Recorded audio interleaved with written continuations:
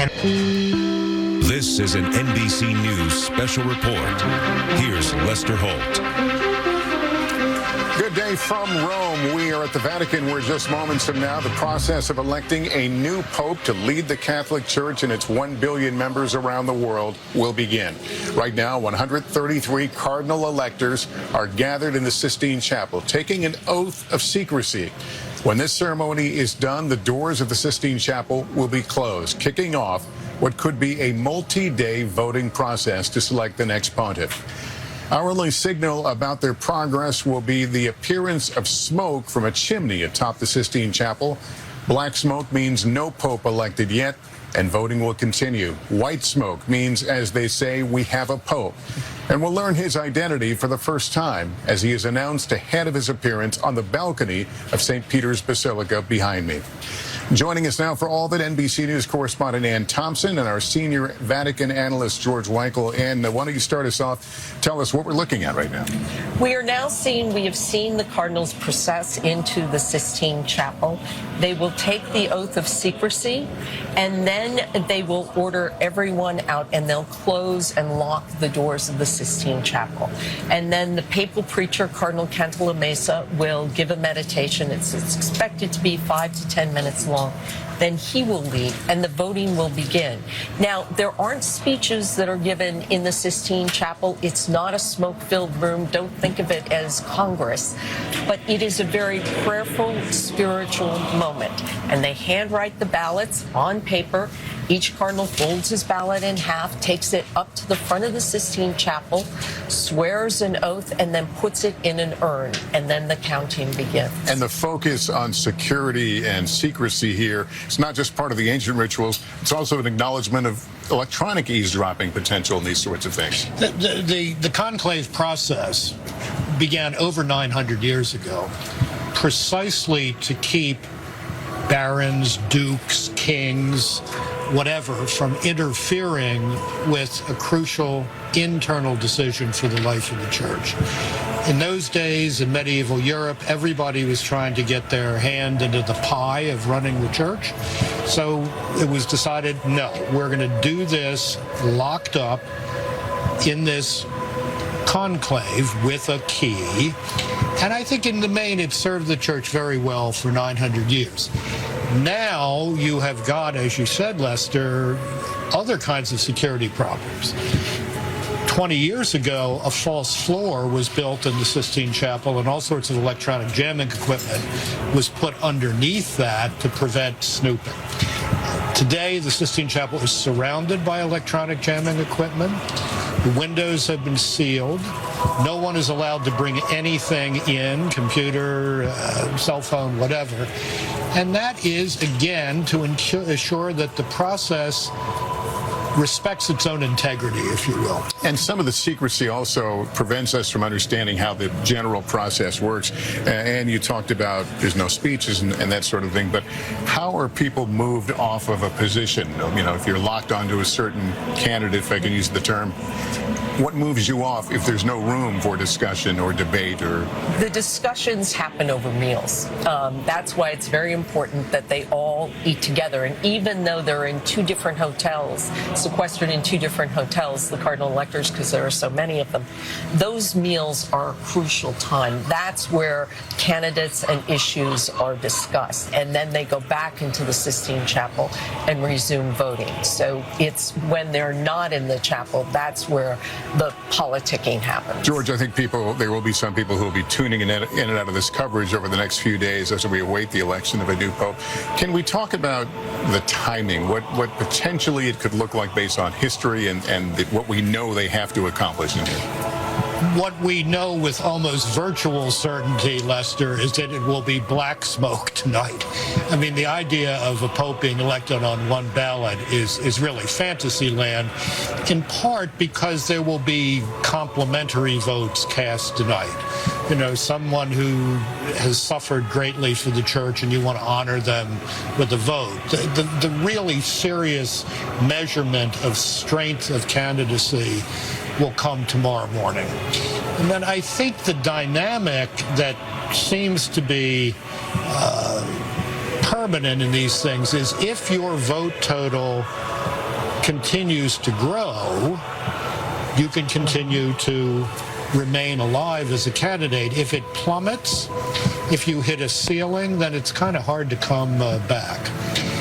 In this case, with this very diverse electorate that does not know each other as well as previous electorates did, I think the opportunity for what you might call a consensus compromise candidate, rather than a front runner who gradually builds a vote up over a couple of days, is higher than it has been before.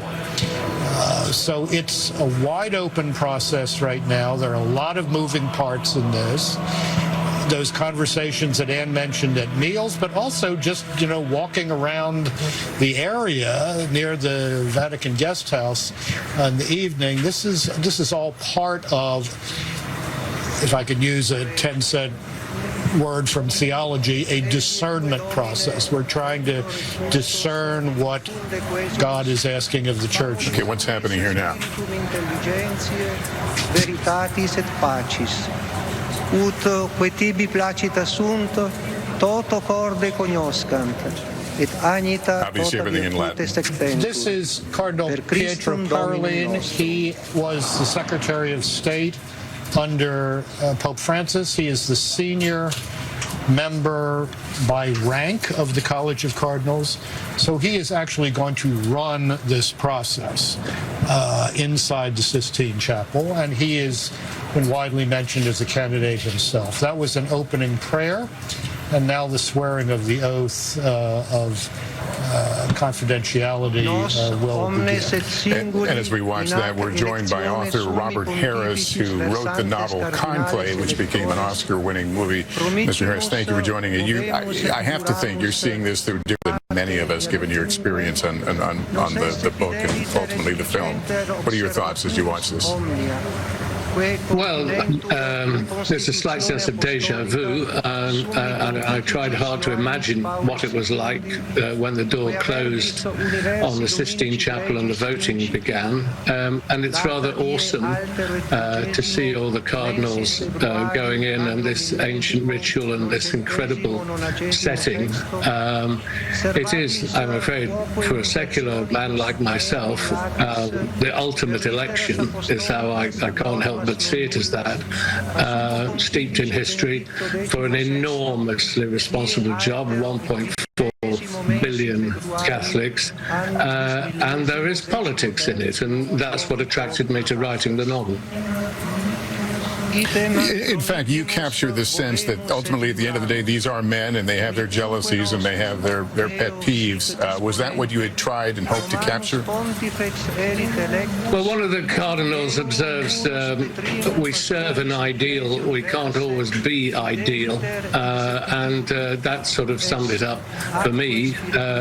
Obviously, there has been quite a bit of scandal attached to senior members of the church, cardinals, in terms of sexual abuse, turning a blind eye to it, or financial irregularities, and it is, as one of your speakers was saying, quite a political process. The first ballot today, there may be 30 names will get a vote. It's tomorrow, the wood is cleared, and the serious business begins, and you have to gain what would be called in a secular election momentum.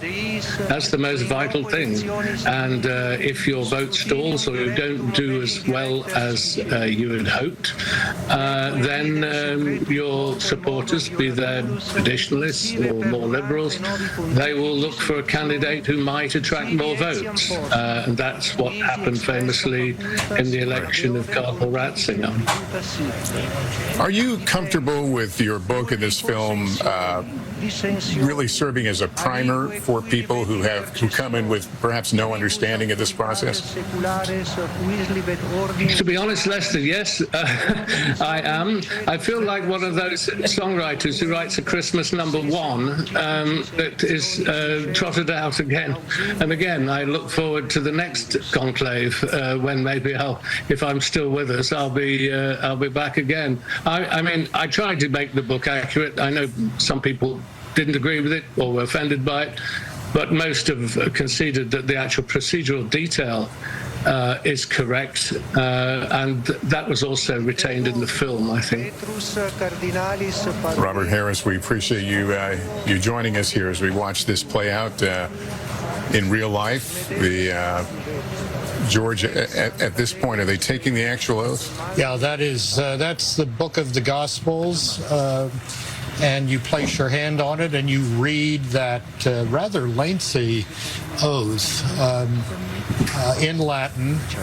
Latin has diminished in the life of the church over the past 60 years, but on occasions like this, it still is the church's official tongue. Well, I think that's how Benedict announced his resignation, was in Latin. Exactly. Yeah, exactly. So now everybody's going to do this one by one. This is Cardinal Fernando Filoni, the second most senior member in rank. So they will take the College of Cardinals. So they take this as a group, and then individually. One by one. Okay. One by one. And you're going to see some of the contenders, or who we believe are contenders, to be the next pope. Luis Tagle from the Philippines is now taking the oath. He's often called the Asian Francis. We find him as the first American to take the oath. Cardinal Robert Prevost, an Augustinian member of the Augustinian order. He is in charge of the office here in the Vatican that helps the Pope choose bishops. He spent a lot of time in Peru as a missionary and then a local bishop. And he's the one American who is being talked about as a potential pope. Correct. Yes. He's one of the Eastern Catholic cardinals. I'm not entirely sure who. Slightly differently dressed. This is a marvelous demonstration, Lester, of the universality of the Church. In 1958, when John the 23rd was elected, it was 90% European electorate and a heavily Italian electorate. Italians are 16 votes out of 133 this year. Europeans are 39%. The Europeans are 39, 40%. But the church is not growing. The church is not growing in Europe, for example. But it is growing fantastically in sub-Saharan Africa, and that will eventually show more and more as these electorates shift over the course of the 21st century. But do you think that is a point that they've been talking about this week, or is it high on the radar? This idea of are we representing where the church is?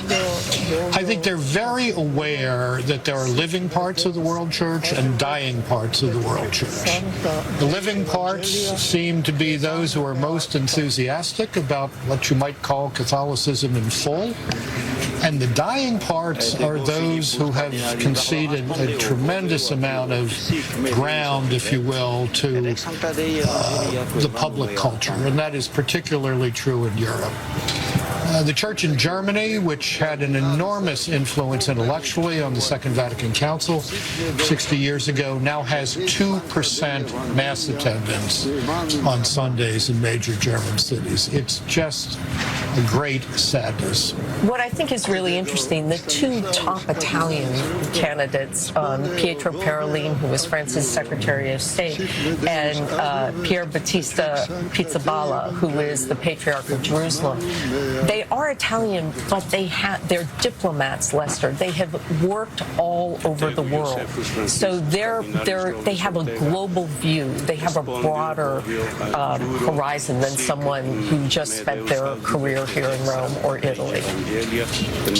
Are these cardinal electors, are they subject to some of the discussion? Because again, they weren't sequestered the last few weeks. They get up to presumably read the paper, and I've been struck these past 2 weeks, Lester, I have to say, by the fact that I would say 90% of these men live in a completely different communications ecosystem than the three of us do. I mean, we're on the phones, we're on the computers, we're reading all this stuff, we're writing all of this stuff. They're not doing that in the main. They're talking to each other, but they're not people who are looking at their cell phone every moment to see what's going on. They each have very particular local concerns, which is entirely legitimate, and now they're being asked to make a universal judgment. So it's a complex human process in which the assessment of a personality is at least as important as anything that I've written op-ed pieces about since Pope Francis died or anything of the sort.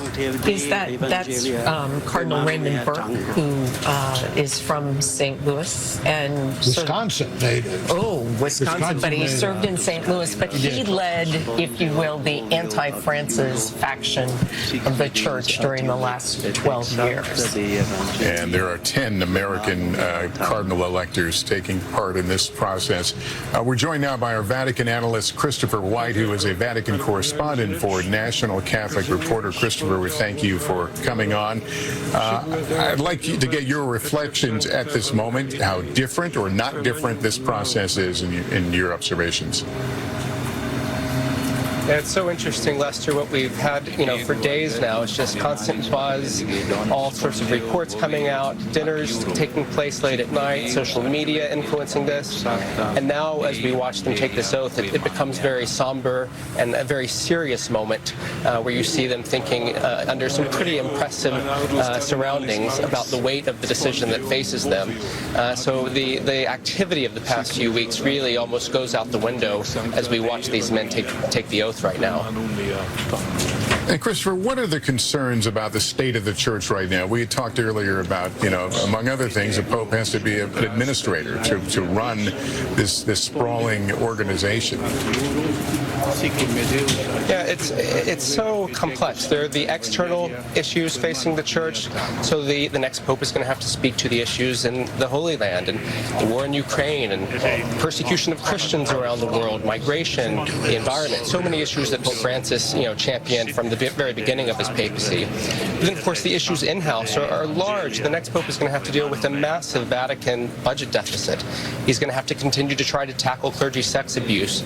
So the issues of governance are, of course, on top of many cardinals' minds. So it's about finding the right balance, finding the profile of the person that could do both, that could sort of look internally and externally at the same time. And that's not an easy job. That's why, it's not an enviable task. There's the line in the Conclave fan film that no sane man would want the papacy, and I think that's widely shared. Yeah, I wonder if you have a thought on this notion that because they weren't able to stay together in this lead-up time, because there were simply too many of them and not enough places under one roof, will that affect the process? Will there be a call to take their time a little more here?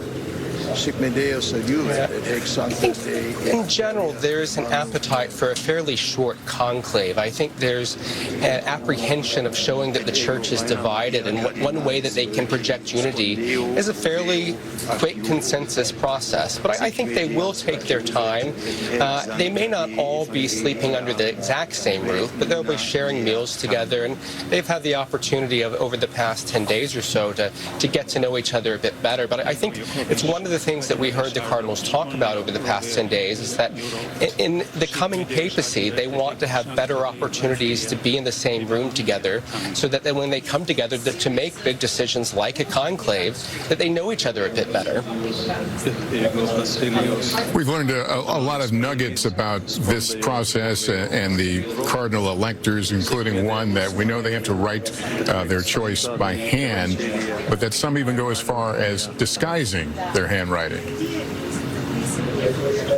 Yeah, it's true. I don't think that the process is so elaborate that the concern of being able to match a signature with a particular cardinal elector strikes me as a bit, fantastical. But, of course, there are some that want to go to any measure possible to maintain the secrecy of their vote. And we know this is a secret process that is playing out. Christopher, thank you so much for being with us. And Anne, as we watch the acceptance of the taking of the oath here, we're reminded even in this process, it takes a long time, especially when you multiply everything times 133. Right, and think the largest group of electors were the last two conclaves, 115, that both elected Benedict XVI and Pope Francis. When we talk about what the potential length of this conclave could be, history tells us in modern times it goes from 2 days to 5 days. That's what we've seen in the last 100 years or so.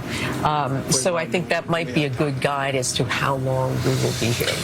The conclave that elected John Paul II, the second conclave of 1978, took 7 or 8 ballots to arrive at a consensus.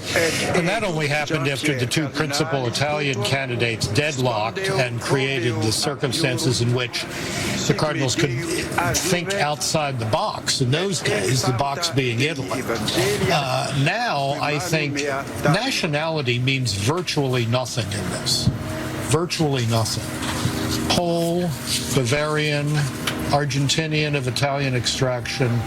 Nationality is gone as part of the template for the papacy, and if an Italian pope is elected, it would be very foolish, it seems to me, to imagine this as the Italian restoration. It's simply because this is the guy that people could agree upon. A moment ago, I saw my friend Cardinal Thomas Collins, the Emeritus Archbishop of Toronto, who was spending Easter with his older sister in Guelph, Ontario. Heard at 5:30 in the morning that the Pope had died.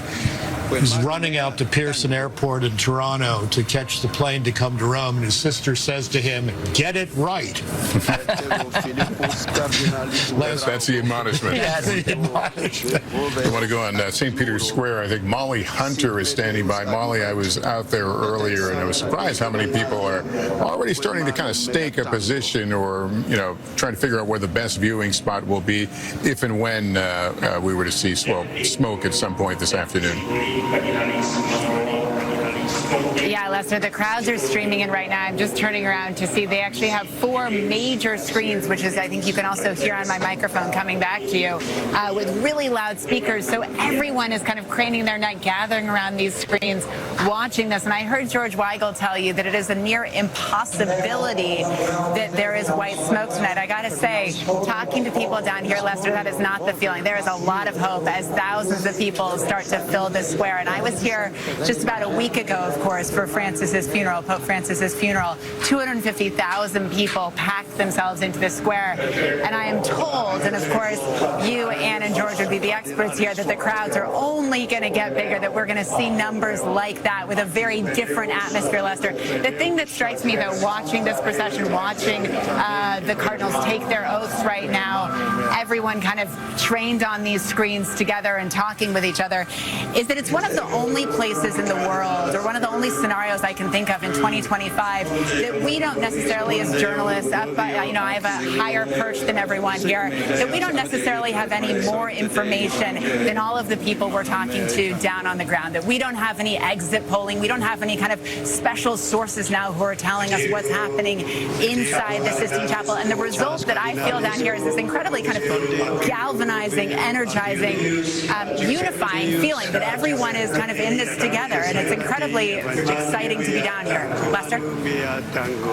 Yeah, it is fun. The excitement certainly is contagious down there as you talk to people. And again, many of them had just simply come here on vacation, pre-planned, had no idea they would have a front row seat to history. I want to talk, maybe this is a good point to talk about how this plays out. We're looking right now, the cardinal electors essentially taking a pledge of secrecy, an oath of secrecy.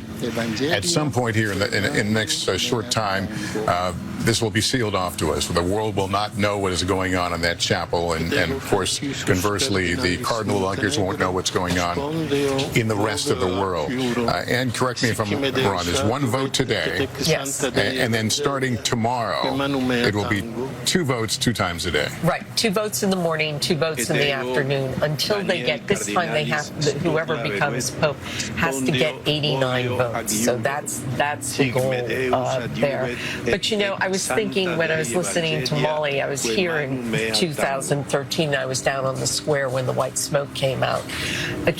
And one of the great traditions is the people of Rome run to the square, and it's just wonderful to see. There's a real joy and a feeling of community when a pope is in there. You know, I've told people the same thing witnessing the conclaves, and it's like a river of people. You see them making their way toward the Vatican. And, you know, I've been to Rome a number of times, but George, the city does not appear consumed by the Vatican on a daily basis, but on that day, at that moment, it is. It absolutely is. And of course, we're in the middle of a Jubilee year here in Rome. So while this is the height of tourist season in the late spring, that has been amplified by the fact that Pope Francis called a special Jubilee year this year. And that has amplified the crowds as well. But I have to say, my sense of the atmospherics has been very positive during these past 2 weeks. There's not been a lot of pushing and shoving. People seem to be patient. The security arrangements for getting into St. Peter's have been massively complexified over the past 2 decades, but I don't sense a lot of grousing about this. There's a genuine sense of if you'll let me use the phrase, world community here that is hard to find in other venues. Are these moments like these, do they generate a new level of excitement? We talked about the church, especially in Europe, is seeing some fall off in attendance. Well, one has to hope that this demonstration of the vitality of the church in many parts of the world would inspire those parts of the church that, as Cardinal Arborelius of Sweden said recently, are tired, to get over that tiredness and perhaps develop a little more evangelical energy. Just thought that's Cardinal Blaise Cupich of Chicago, who just took the oath of secrecy, and we can see in line number 3, that's Joe Tobin, who is the Cardinal of Newark, a native of Detroit, comes from a Union family. So we're seeing some Americans come to the forefront. Also seeing some amazing shots. The Swiss Guard there. Just if you've never been in the Sistine Chapel, it is something that is worth seeing if you ever get to this part of the world. An amazing piece of architecture. And again, you're looking at the picture on the left. These are people who have gathered in the square. They are essentially seeing and hearing what you're seeing on the right side of the screen. It's being broadcast there. We know that they will also have a camera trained on the chimney. So the crowds will be, if and when that happens, the crowds will certainly be a part of it and be able to witness. The bells will ring loudly, proclaiming not only to people here, but around Rome that there is a new pope. But for now, this process, it goes the course that it goes, and you're watching that right now, the solemn recitation of an oath, a pledge to secrecy, honoring the importance of the independence of this process as the outside world clamors for a view through the window, but one that will be denied as these 133 cardinal electors go about their business. Anne has pointed out very clearly that this is not a caucus, a political caucus, so you might want to compare it in some ways in the structure, but this is not a process in which it's played out in debating or loud discussions. But there were times for those conversations, and I love how you say the evening meal may provide some of that. I think, and that's where you will see sort of more of the horse trading. Is that fair to say, George? Or momentum shifting is probably a better way to say it, as to who's going up, who's going down. And does there come a point where candidates say, I shift my electors to candidate B? Does that happen? I'm not sure that candidates control electors as much as precinct captains control voters. However, if a man knows that he's not going to continue to grow in his votes, he can certainly signal to those who have supported him, look, it's time to find something else. It's time to build an agreement here. I appreciate your support, but let's look elsewhere. And that can only happen, though, between the two voting periods. If there's a failed vote in the first ballot in the morning, they go immediately to a second vote. There's no pause, there's no discussion. They go immediately to a second vote. Same thing in the afternoon. I'm sorry, but let me stop you for a second. Do they see the numbers? Yes. So after a certain vote, okay, we know this is what we're looking at. Yeah. When they do the vote counting, there are three scrutineers, three cardinals that are called scrutineers, and they open the vote. One writes it down on his pad, it passes to the second. He writes it down, passes to the third. He reads it out loud, and he keeps the scorecard as to who gets how many votes. So the idea of going from vote to vote, you'll have that information between votes. You do, but there's no discussion. There's no let's go get an espresso and talk about what just happened here. They're contiguous voting.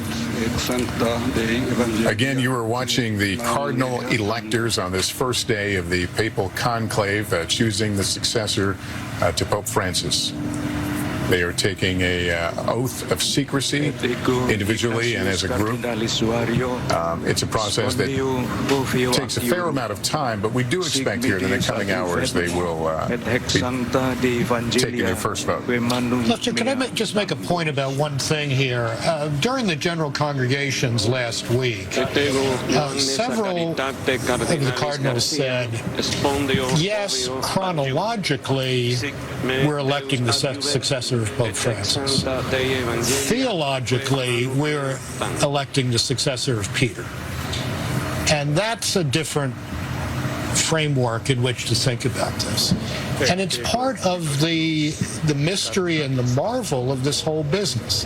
I mean, how did a probably illiterate fisherman from east of nowhere, as the well then understood somewhere, end up here at the center of world imperium and get himself the world's greatest tombstone, St. Peter's Basilica? I mean, they're thinking about that. They're thinking about the fact that they're electing the successor to the man that these men and the Catholic Church believes was the incarnate Son of God, chose to lead his church. That's different from finding someone who succeeds the guy who was right before him. Well, as we continue our coverage, I want to bring into the conversation NBC News contributor Kathleen Sprouse-Cummings, who is a professor of American Studies and History at Notre Dame. Professor, thank you so much for coming on with us. Thank you. I always find it interesting to kind of go. Yes, please give me your reaction to what you've been watching. Well, as I'm watching this, I'm thinking watching it in real life is even more exciting than watching the Hollywood version. We're seeing all the men come up. One of them will be the next pope. It's truly a stunning moment, and in a sacred space and a historic space with Michelangelo's Last Judgment above them. It's really a remarkable occasion. Yeah, I like how you mentioned seeing it in real life as opposed to necessarily on a film. What are your thoughts about the fact that so many people are coming to this moment here and trying to understand it through the eyes of a book, an emotion picture? It's remarkable timing that the movie was just out, and of course, while the movie had its Hollywood moments, it got a lot right. It was meticulously researched, but nothing can compare to the real moment. And conclaves are fairly rare. This one is historic. It's larger than ever. It's more global than ever. The cardinals are, 80% of them are participating for the first time because they were appointed cardinals by Pope Francis. So if we're excited watching them, we can only imagine what's on their minds.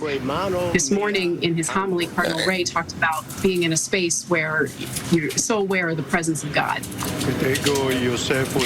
Can you discuss the meaning of this to Catholics? For people who may not be familiar with Catholicism, what the significance of the Pope is and this moment in choosing a new Pope. The Pope is the spiritual leader of the world's 1.4 billion Catholics. For the first millennia of the church history, the Pope wasn't as important and as dominant a figure as he has been. Certainly the last 3 popes have been global figures that people all over the world, Catholics and non-Catholics, feel close to. Pope Francis himself had a genius for proximity, for communicating his closeness to people, even people on the peripheries far away.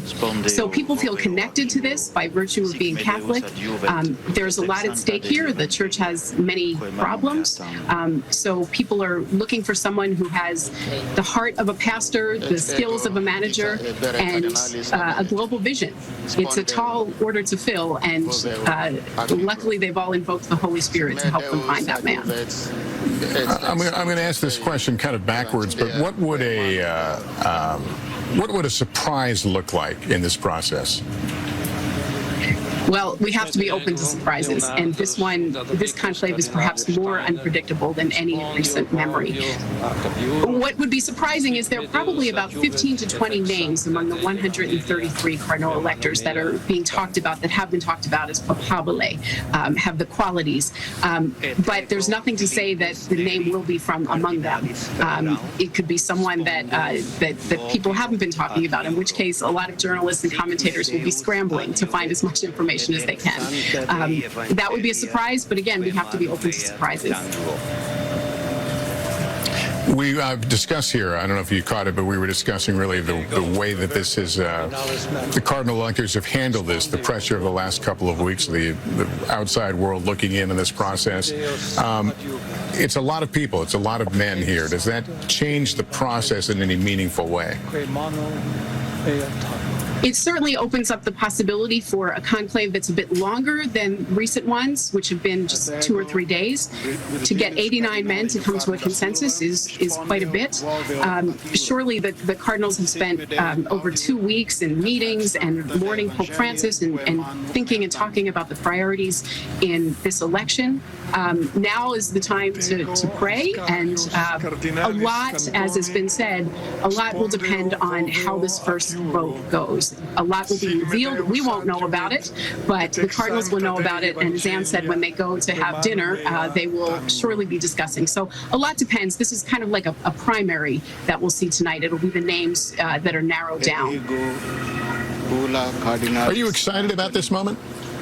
I am so excited, Lester. This is remarkable. I didn't expect to be as excited. We've been preparing for this for a long time, but it's really historic. And of course, I think back to March of 2013 when Pope Francis stepped out on that balcony, and none of us knew what was in store. So again, this will be another momentous election. I cannot wait to see white smoke and to see who emerges. But more importantly, I can't wait to see how that man is going to guide the church at this moment in history.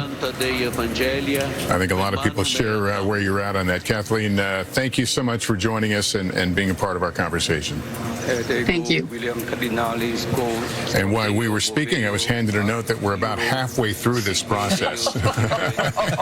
So just to, take no meaning from that other than the fact that this, as I've been saying, is going to play out on its pace. Yes, yes. And nothing that anyone can do about it. I know, when I was down in the square today talking to people, they want to see that chimney, and we may see smoke from the chimney today, but as we've been discussing, very, very, very likely that it is going to be black as they begin this process. It's a shame that we don't get a few more shots of the Sistine Chapel itself, Lester. There's the chimney. No birds this year, unlike last time. The Sistine Chapel today is in the most beautiful condition it's been in perhaps 350 years. The cleaning of the frescoes during the pontificate of John Paul II, the redoing of the lighting inside, it's truly a stunning visual experience right now. It's like living inside a jewelry box, all of which is illustrated by biblical scenes. So as Anne was indicating a moment ago, this is not just the precinct meeting or the ward meeting. It's a religious exercise, and the entire surrounding reminds you of that. I just saw a moment ago here a man I had the pleasure of meeting a couple of years ago who's the cardinal from East Timor. 3.5 million people, metropolitan Philadelphia size. Virgilio da Costa da Silva. He's a wonderful man. He has an enormous number of young seminarians in his diocese. Bishops come to him from all over the world looking for help. And he's a most impressive figure. So when Pope Francis reached out to the so-called peripheries of the world church, he really found some very, very interesting men. One of the men who has made a very strong impression here over the past 2 weeks is the Cardinal from Singapore, a man named William Goh. That would have been unheard of 50, 60 years ago. So it's a quite striking gallery of human beings, competencies, concerns, living situations. And I think as we look at these faces and learn more about where these cardinals have come from, I'm reminded of what the Dean of College of Cardinals, Giovanni Battista Re, said at Mass this morning in his homily, and he urged these men to pick a pope who could unify the church, but still make room for diversity. And that's what you see here. This is the most diverse group of cardinals in the history of the Catholic Church. What about ages and youth versus seniors? The youngest cardinal is actually 45. 45. Cardinal Bychok. He's a Ukrainian Greek Catholic eparch in Melbourne, Australia. He's just 45 years old. Another very young man is an Italian missionary in Mongolia, where he has 1,500 Catholics under his care. And on the far end, I mean, Cardinal Filoni, I mentioned a moment ago, the second-ranking member of the College of Cardinals, he's 79. So it's 45 to 79. That's the age spread. But there's a sweet spot, I think people think, in age for the next pope, somewhere around 70, 75, somewhere in there, George? A pope who begins his pontificate at 60 is probably not going to be an attractive possibility for a lot of people, because you're looking at 25 years. And so I think the sweet spot is late 60s to mid 70s.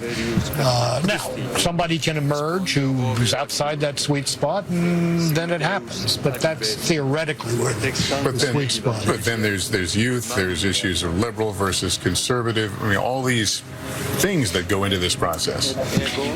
There's issues of living parts of the world church, dying parts of the world church. Why are the living parts living? Why are the dying parts dying? There's also a question of management, Lester. I think for all of his many qualities, Pope Francis and Pope Benedict, neither one of them was a particularly strong manager. Pope Francis was in fact a bit of an autocrat, following his Jesuit roots, as that tends to be the model of governance in that religious community. There's been a lot of talk over the past 2 weeks about let's return to a more stable, orderly process of decision-making within the Vatican itself.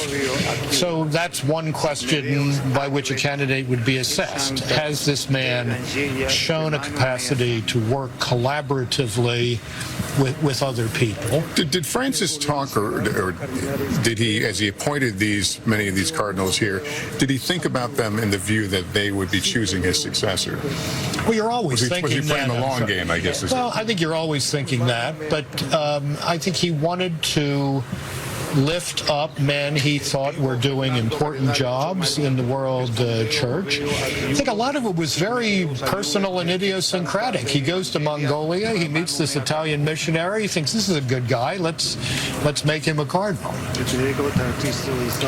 And so we see them again one by one, the cardinal electors approaching the front of the chapel as they recite the oath of secrecy, honoring the independence of this process.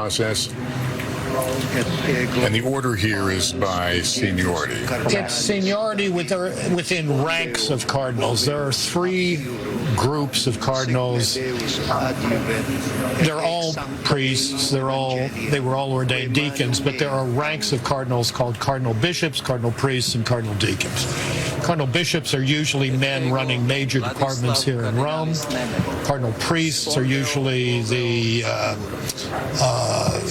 bishops or archbishops of dioceses around the world.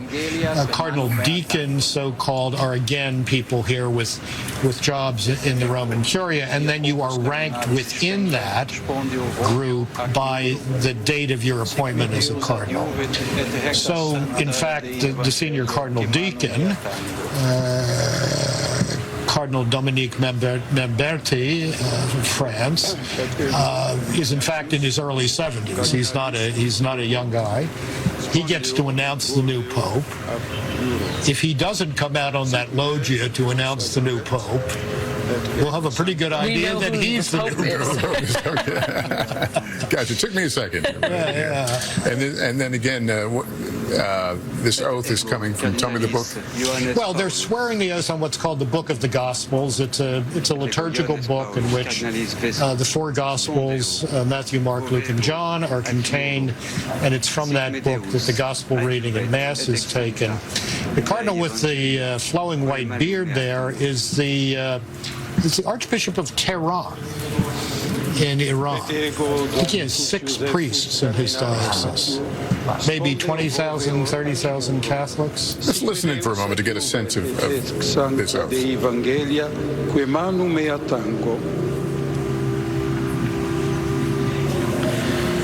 Et ego Robertus cardinalis repole, spondeo voveo ac iuro. Sic me Deus adiuvet, et ec sancta Dei Evangelia, que manum mea tango. Each one, 133 cardinal electors taking this oath. And once this process is over, we will essentially be shut out. They will be shut out from us. We'll be shut out from them. How quickly do they move to voting? Well, as Ann mentioned a moment ago, Lester, there will be a spiritual reflection given by Cardinal Raniero Cantalamessa, the former preacher to the papal household. Then he will be invited out because he's over 80. And then they'll get down to the first bell right away.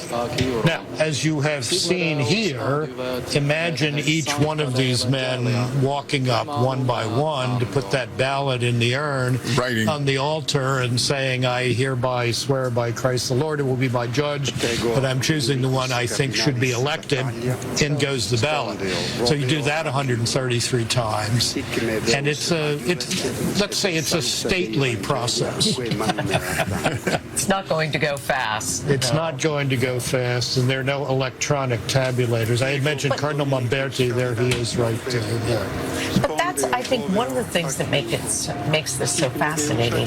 It's one of the last mysteries in our world, because we only get to see this. We don't get to see what happens during the conclave. We can only imagine it, and we don't know who that person is going to be. And I think it's fascinating. This time, I mean, Pietro Parolin, who is one of the considered front runners, if you will, he's actually going to run the conclave.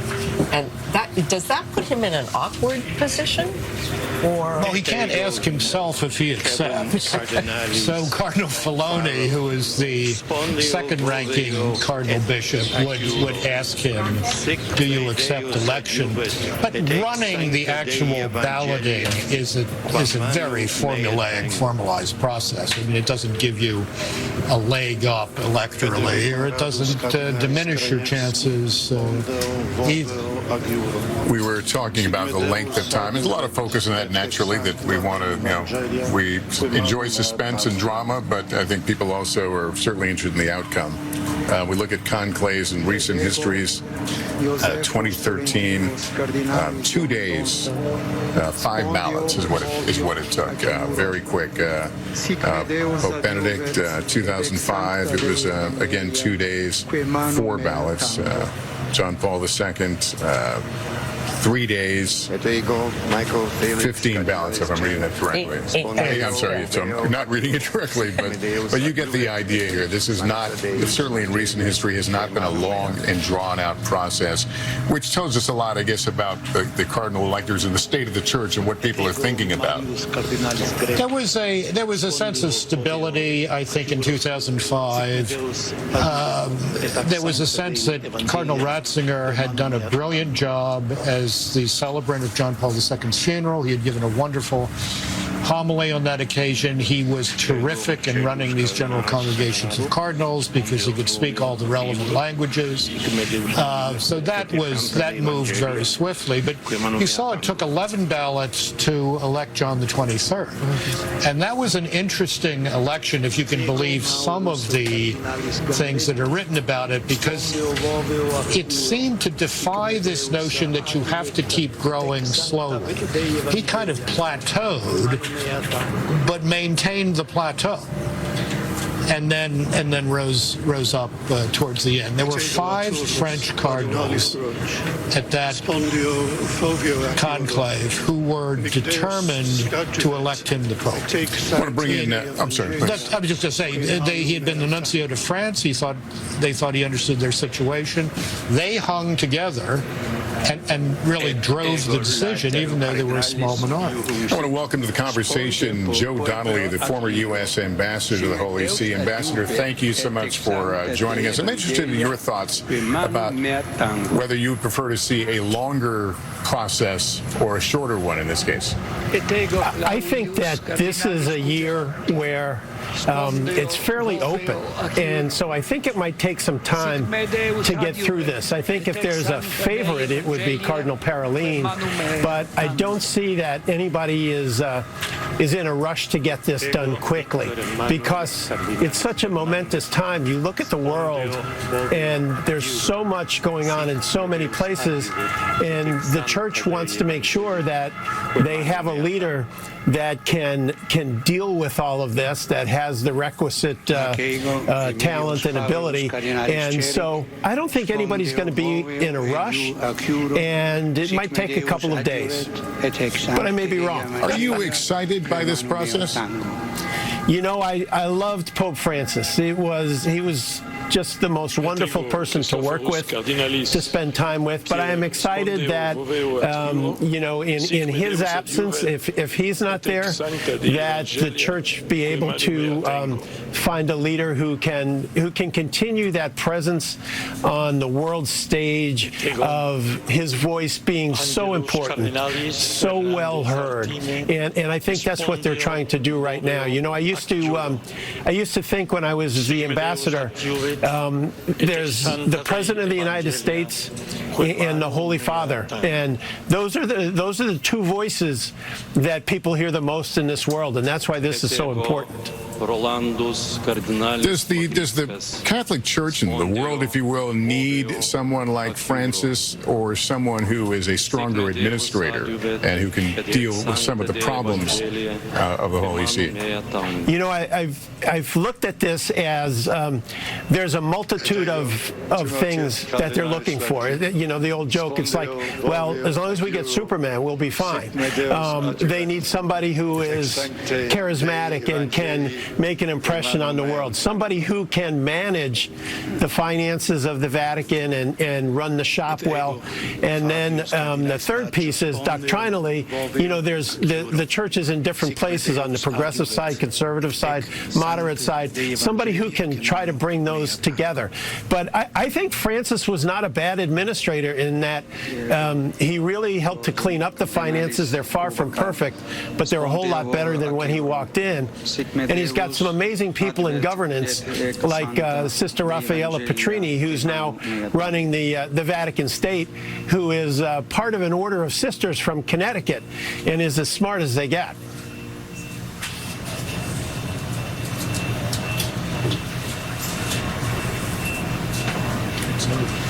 Oh, it's set to work out. Okay, it appears, right, we pause there for a moment. Ambassador, excuse me, we believe that they have finished with the oaths now, and if that's the case, we will soon see the doors shut. Extra omnes. That's Archbishop Diego Ravelli, the Papal Master of Ceremonies, who just said extra omnes, which is a polite Latin way of saying everybody out. And we'll see exactly what happens if they cut the camera feed or what the modern version of this is. But that concludes the taking of the oaths, and the process is about to begin. They will be behind closed doors until they come up with a new leader. We should note, you may see some other folks there, the staffers at the Sistine Chapel who are necessary or essential workers, if you will. They too have had to take a oath of secrecy here as this process is about to get underway now to the brass tacks of it. As we've noted, this is not now the point where pounding of fists and arguments and discussion. That has passed. This is about voting. This is their sole purpose right now. They are electors who will now lead through that process and choose the next pope.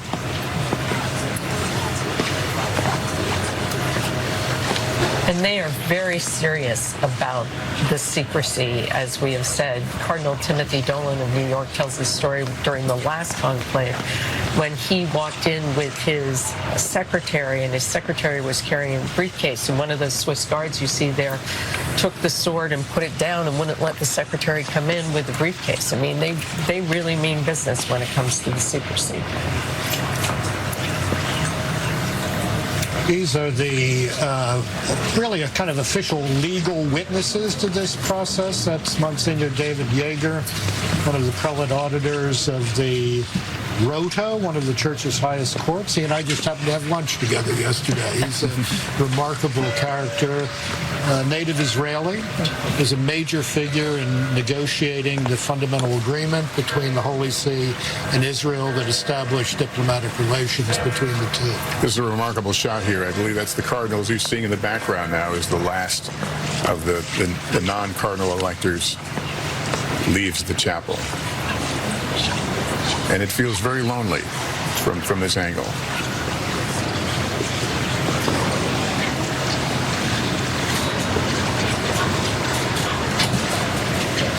The Archbishop is making his way now.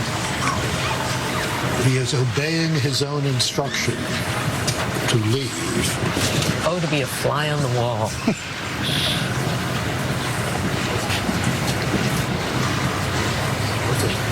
And you do have to wonder what they're thinking at this moment. With this, they are shut out from the rest of the world, as are we. Where The next time we see them, the Catholic Church will have a new pope.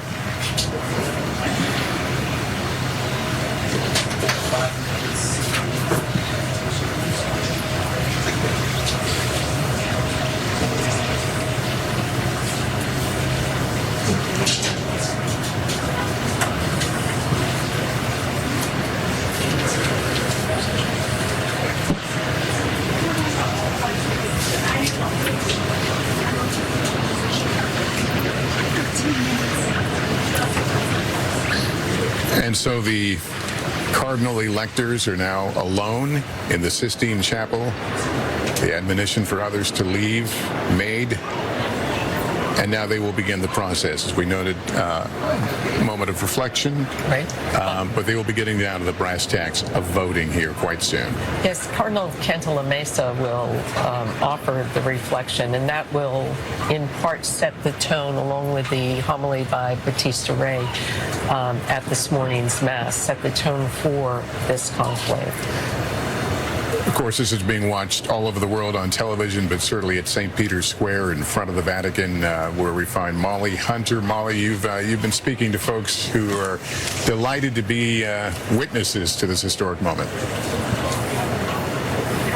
Yeah, delighted is an understatement, I think, to be witnesses to this moment. I'm standing with Kelsey and James from Colorado and from Texas. Jason, excuse me, thank you. You just clapped as that happened. Can you just share, you're tearing up right now, can you just share that moment, what that moment was like? Well, I think right now the eyes of the whole world are on Rome. The church isn't just another institution, it's the witness of 2,000 years of Jesus Christ's story coming to life.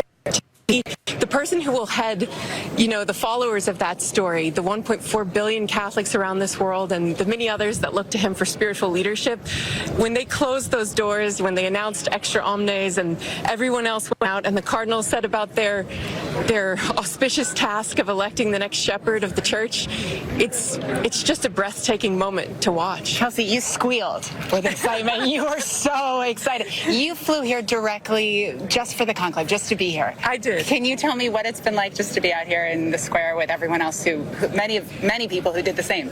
Yes, it's been tremendous joy. I work for a Catholic group, Catholic Vote, the largest Catholic political advocacy group, and my boss has just been nominated the ambassador to the Holy See. So this has a special importance because he'll be here in Rome after his nomination goes through the Senate, and to be here alongside all of the Catholic faithful throughout the world, it's a joyous occasion. Jason, you guys are going to stay out here, wait for the smoke tonight, right? Oh, for sure. For sure. I was in Paris this morning.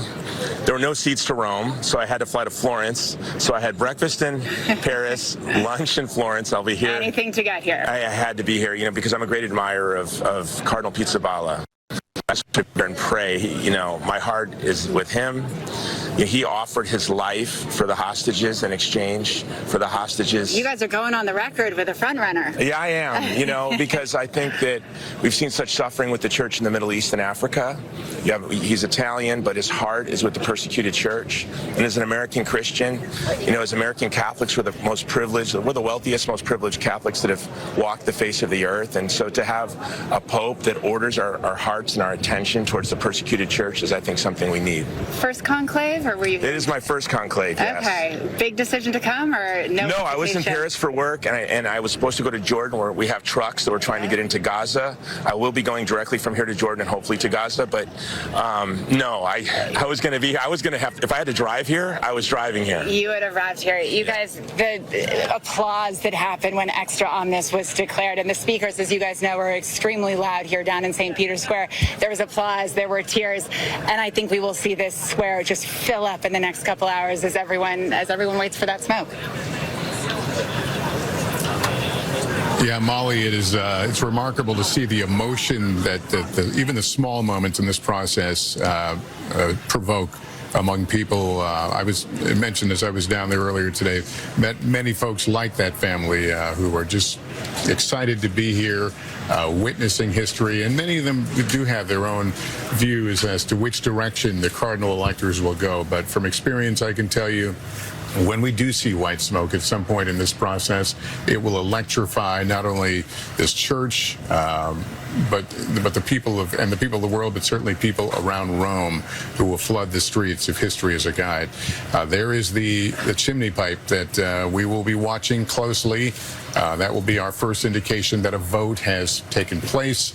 The ballots will be burned, and we will see the smoke rise. I can tell you, my memories are, it starts off as kind of little puffs, yes, is the way I've described it. It's not a full-on black or white smoke, but it quickly kind of declares itself. Yes. I realize I'm animating a smoke puff, but yes, I said that. Lester, I was thinking when Molly was talking to those people in the square, we've talked about how the next pope needs to be a good money manager or unite the church, but the quality of courage, and that's what attracts so many people to Pizzaballa, because he did offer himself in exchange for Israeli children. He offered himself to Hamas as a hostage. And I was thinking that kind of harkens back to St. John Paul II. Courage was his hallmark. That's right, and these kinds of rooted men who live out from a deep faith, which gives them the courage, as I used to say about John Paul II, not to live so much without fear but beyond fear, is something that's frankly very much missing in the world today. And I think the world situation is bearing on this conclave in a way that was perhaps not the case in 2013 and 2005. And the search for someone who can call all of us to a nobler, understanding of what we're capable of. We're not just our worst instincts. We can live beyond fear too. Is a quality that is very much to be desired in the next Pope. And this picture certainly symbolizes the waiting game now that this has resulted to. We are truly on the outside of a deep secret process. But there you see the faithful as we've seen them at the different mile markers of the death of Pope Francis. We're so used to seeing this shot of the Via della Conciliazione, this great boulevard that leads up to St. Peter's, and we sometimes might think that's been there forever. It's actually only been there for less than 100 years. Before that, the square in St. Peter's was simply surrounded by the neighborhood here, the Borgo, as it's called. So the creation of that boulevard has given us that breathtaking view of really one of the most extraordinary architectural and engineering masterpieces in the world to which we're so accustomed. And now with the Jubilee year, Lester, you see pilgrims come up there. There's someone in front bearing a cross, and you see the pilgrims, and some of them sing their way up Conciliazione. I saw that today. Yeah. Yes. And that will continue to go on as the cardinals meet to choose a new pope. But it's a procession of faith, and I find it very moving to watch. Yeah, I saw a couple of those today. Very moving, very emotional. A lot of emotions in the city right now, I think, as people wait for a declaration of a new pope, the election. Cardinals have been secluded now for probably, about 10 minutes or so.